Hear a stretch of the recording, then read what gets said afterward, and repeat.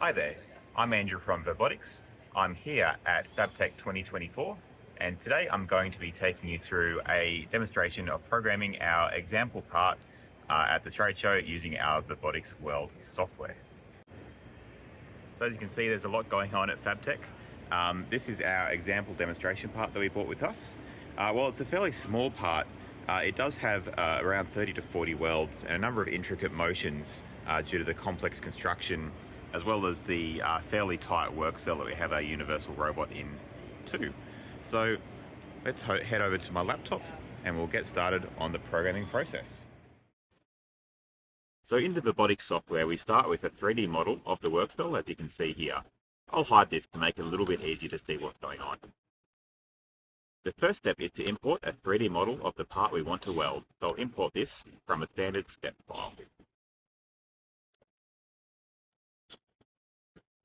I'll select these clamps at the front of the part and say we don't want to weld these, so I'll mark them as non-weldable.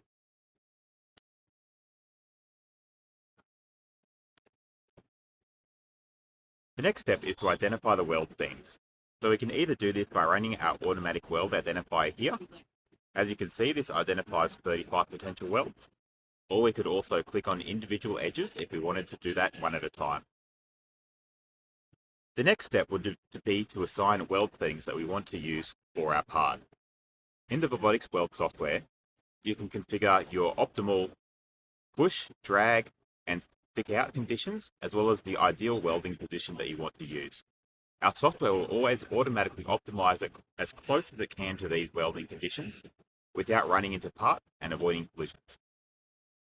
So now I'll start the automatic planning process.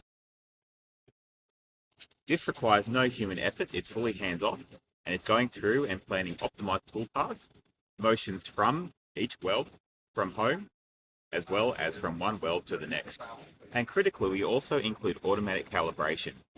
This means the robot will sense the part using force sensing or touch sensing to adjust for differences between the simulation to the real world, or from one part to the next part.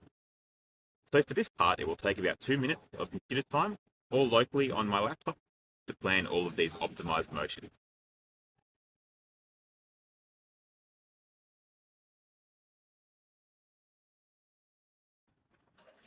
So now the planning process is complete. As you can see, not all welds are possible to plan due to obstructions. One change I will want to make to the program is to optimize the sequence to minimize the number of workpiece rotator moves back and forth. So it's really easy to make changes like this in our software. I can select all of these welds and say I want to sort these by workpiece position of value and just hit OK.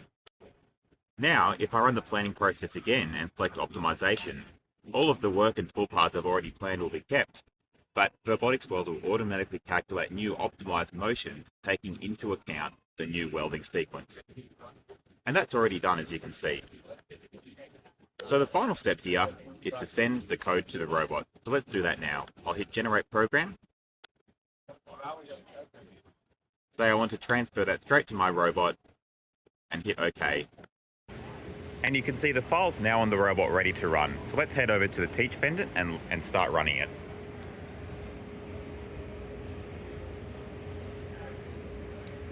I'll select the program that we just made.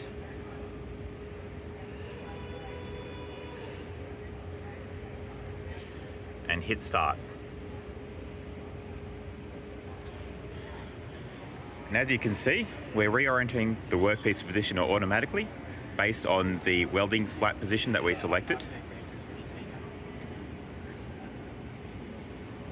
We come in, we perform touch sensing using the force detector on the universal robot to locate the exact position of the weld.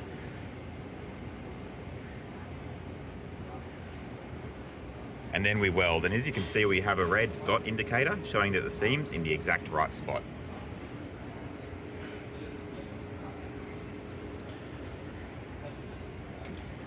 We plan complex motions, such as the one ducking in through this hole to perform touch sensing for the next weld.